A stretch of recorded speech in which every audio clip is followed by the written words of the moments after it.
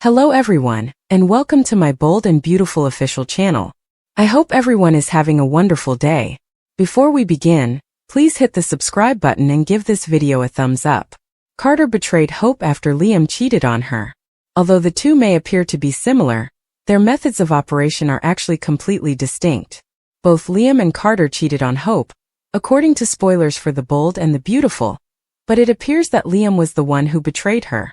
Fans of The Bold and the Beautiful, however, appear divided over who may have harmed Hope more with their immoral actions. Since Hope had been with Liam while they were still married, it appeared that she was simply enamored with Carter. Nonetheless, some believe Carter's actions were transactional. The internet had a lot to say about the issue on social media, as our readers can understand. Additionally, there was the following comment: "I hope you forgive Carter for the Daphne kiss, so it's Carter's treachery that really gets to her, right?" As she was scolded and called derogatory names, he stood there. He is pitiful. Katie lashes out at Daphne for Liam's suspicious action. Here are spoilers for The Bold and the Beautiful. Fans should anticipate that Hope Logan will be wary about Liam Spencer's new living situation. Katie Logan attacks Daphne Rose in the meantime. Let's discuss the upcoming events in the CBS soap opera as you continue reading. Fans should anticipate repercussions from Brooke Logan and Eric Forrester's runway plan during the week of.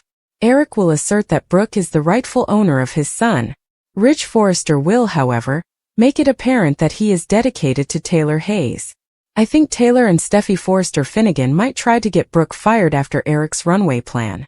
In the meantime, Brooke expresses her desire to get back together with Ridge to Hope Logan. Despite having a sour expression, Hope supports Brooke. Katie listens in on Daphne and Zen Forrester Dominguez's talk at Forrester Creations. After the two argue, Katie becomes enraged and confronts Daphne about doing Steffi's dirty job. The fact that Daphne kisses him and tells him to forget about Hope is also hinted at. Carter is probably going to turn Daphne down once more. In a sneak peek for next week, Carter pleads with Hope for another opportunity. Hope will be reluctant, but Liam will persuade her to give Carter another chance. Speaking about Liam, Hope is dubious about his new living situation. Steffi would probably insist on keeping Liam near her, especially because John Finnegan is capable of handling any medical crises. I assume Liam will go to the guest home on the Shin property where Paris Buckingham once resided. How will Liam justify his new living situation when he insists that Steffi and Finn conceal the tumor? There can be some near misses for Liam during that week. Liam's inability to read a book is something Kelly Spencer may bring up to someone.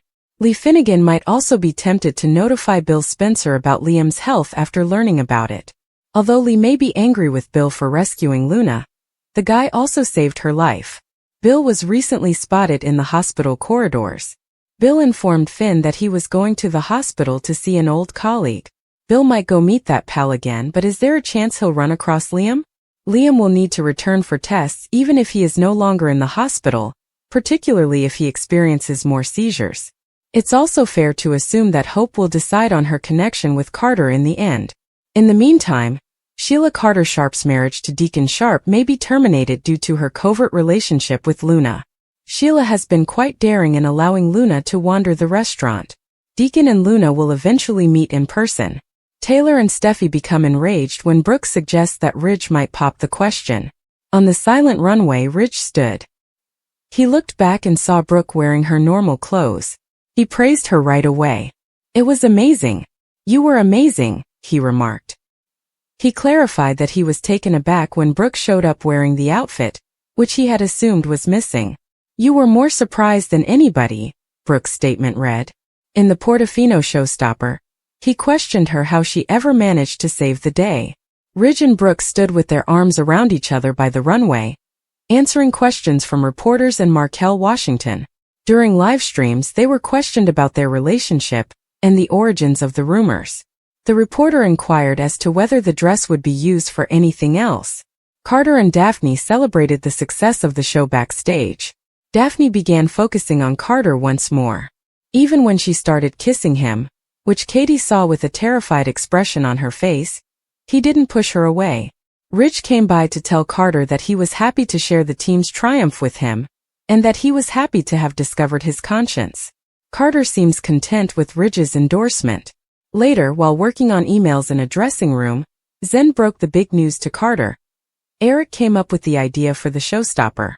Will assisted Elektra in putting the jewelry away in the vault. To celebrate her work alone, he said he wouldn't mind if the door unintentionally locked them in. They all celebrate together at Forrester. Ivy reminded them when she stopped by. Will commended Ivy on her work after she left. Later backstage, Elektra was overjoyed to see Spencer Pratt and Heidi Montag. In front of the runway, she and Will watched while Spencer photographed Heidi wearing some of the crystal jewelry. As Steffi and Taylor watched the same coverage in a backstage dressing area, their reactions differed from everyone else's. Taylor complained, "That's why Brooke was so desperate to get out of the vault," before telling Steffi how she and Brooke had been inadvertently confined within.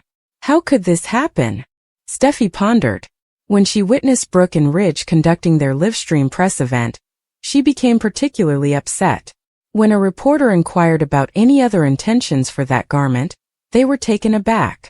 Glancing at Ridge, a thrilled Brooke remarked, "With this man you never know." When Steffi and Taylor arrived backstage, they discovered Katie advertising Daphne's perfume, despite their best efforts to locate Ridge. Steffi and Taylor gave Katie the third degree while she grinned. Brooke walking on stage with that in that dress was clearly no accident, Taylor stated. Steffi concurred, saying, "Clearly she had this planned." Eric and Donna celebrated the success of Forrester Creations while watching the fashion show's positive TV coverage. "What a showstopper." An adoring Donna heard Eric's declaration. "When Ridge appears, Ridge is speechless, just speechless," she exclaimed. Both Donna and Eric concurred that Brooke left Ridge speechless. Eric remarked, he couldn't take his eyes off her.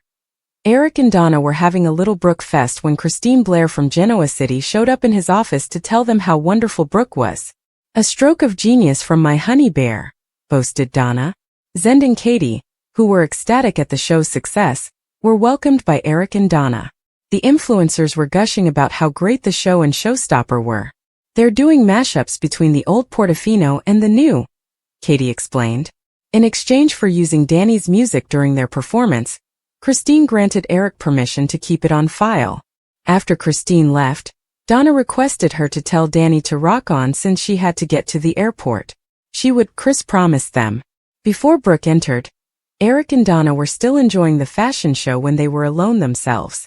"She's there, I see," Eric remarked. "The most well-known showstopper. This woman knows how to make an entrance," agreed Ridge. Since Zend also merited some recognition, Eric also made sure to thank him. Brooke and Ridge were already trending on social media. Zen was pleased to report. Taylor and Steffi showed up and accused Brooke of being attention-hungry. Eric admitted that he was responsible. "I'm Forrester. We are nourished with couture. It had to be a big hit because this was our first fashion show since the takeover. That stunning stunner from Portofino served as my inspiration. It was audacious. It was lovely." Steffi and Taylor sneered at him as he said, "It was Brooke." First to speak, Steffi asserted that Brooke was not in the lineup. "The focus was supposed to be your designs, Grandad, not office politics or our personal lives," Steffi said. According to Brooke, Eric approached her at the last minute with the idea. When Ridge questioned Taylor about Brooke's tardiness, she acknowledged that she was to blame because she had unintentionally locked them both inside. Taylor said, "I never intended to interfere with anyone's plans." Eric claimed that because they altered the story, it was a PR success. "Nobody's talking about the takeover anymore," he boasted. "The line deserved the spotlight, not Brooke," Steffi shot back. "Brooke and Ridge represent the Forrester legacy," Eric told her. "I used that on stage and it was a huge success." Brooke was glowing. Eric said, "She saved the show." Later, Brooke requested a private conversation with Eric. "I sensed it while walking the runway. The magic." Ridge recalled.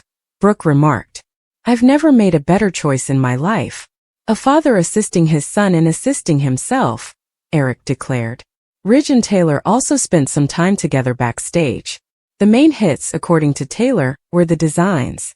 She reasoned, it was not just Brooke. Ridge was aware of what was going to happen. How angry is she?